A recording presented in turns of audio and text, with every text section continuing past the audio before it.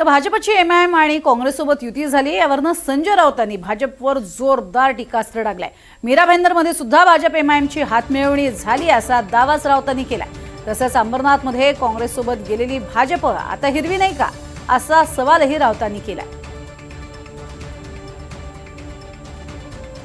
एक तर अर्धी काँग्रेस त्याने भाजपात सामील करून घेतलेली आहे आणि उरलेल्या ठिकाणी ते युती करतायत त्यांच्याबरोबर सरळ एमआयएम बरोबर। बघा एमआयएम बरोबर सुद्धा भाजपनं कधी युती केली आहे का मुंबईच्या बाहेर महाराष्ट्राच्या बाहेर मला माहीत नाही, पण महाराष्ट्रामध्ये नवा पॅटर्न आहे। भाजपला कोणीही चालतो, भाजप कामाठीपुऱ्यामध्ये उभी आहे धंदा करायला।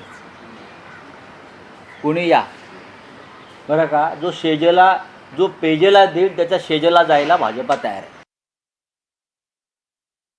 मीरा भाईंदरमध्ये भारतीय जनता पक्षानं एमआयएमला पाठिंबा दिला आहे। पुढे मीरा भाईंदरमध्ये म्हणजे फडणवीस ओबीसी भाई आणि आम्हाला ज्ञान देतात। अमरनाथमध्ये काँग्रेस आणि भारतीय जनता पक्ष एकत्र आलेला आहे। आता ते हिरवे नाही काय झाले?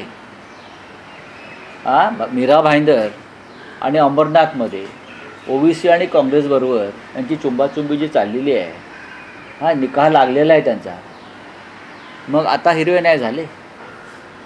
मी जे म्हणतो ना, दुतोंडी गांडूळ आहे आणि त्या पद्धतीनं त्यांचं राजकारण सुरू आहे।